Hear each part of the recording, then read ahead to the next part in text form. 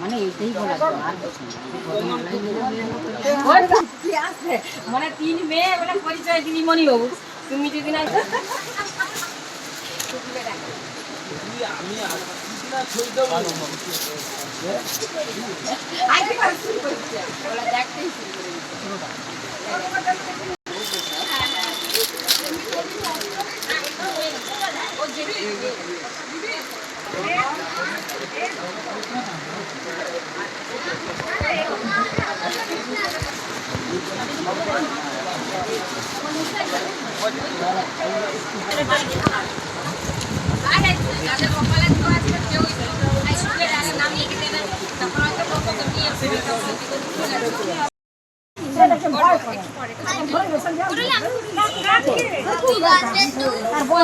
দেওয়া হবে নি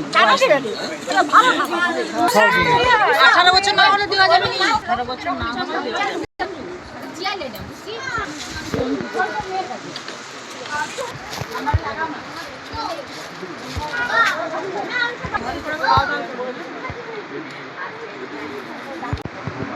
সকাল থেকে সাংস্কৃতিক কর্মক্রম হলো কিছু আচ্ছা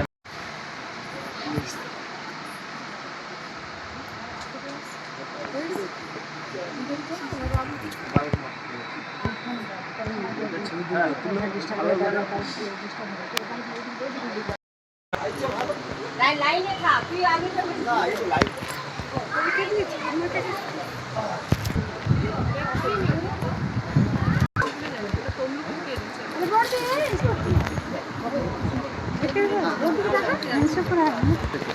আর কার আছে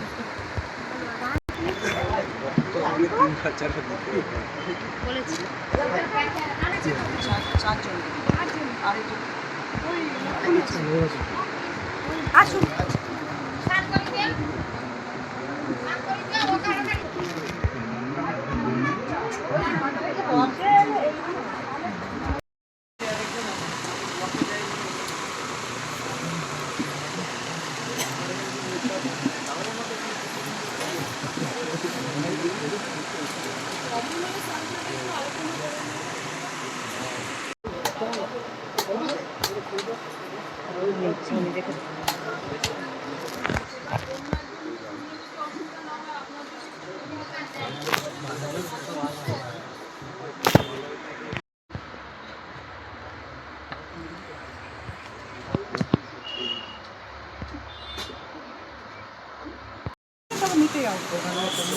আরে আমাকে আমি কে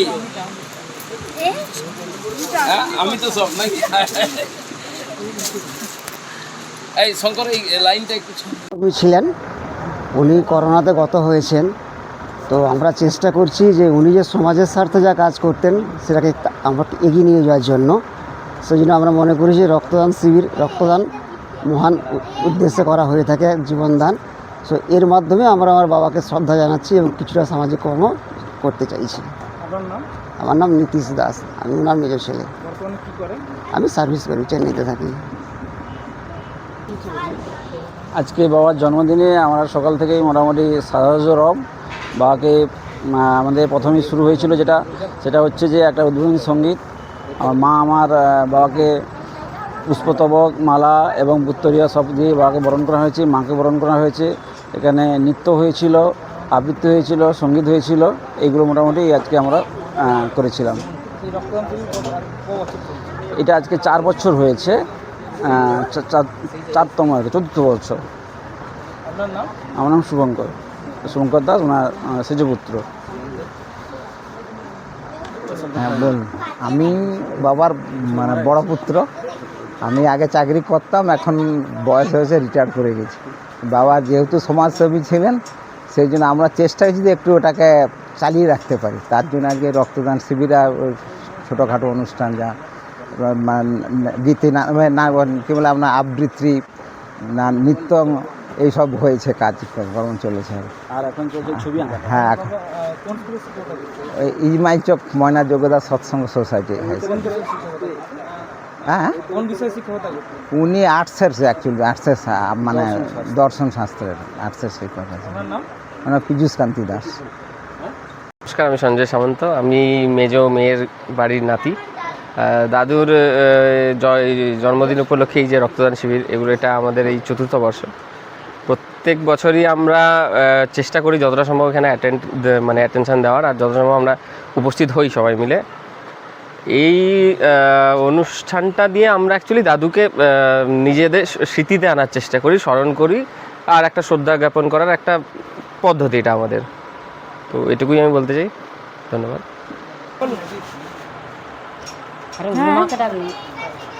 আমার শ্বশুরমশাই শিবভূষণ মণিভূষণ দাসগুপ্ত মহাশয়ের বড় বৌমা আমি বলছি। তো ওনার জন্মদিন উপলক্ষে অনুষ্ঠান পালন করা হচ্ছে, সেটাই আর কি বলবো, সবাই মেয়েরা বল। ওই কথাই ওই কথাই আমার রীতা দাস।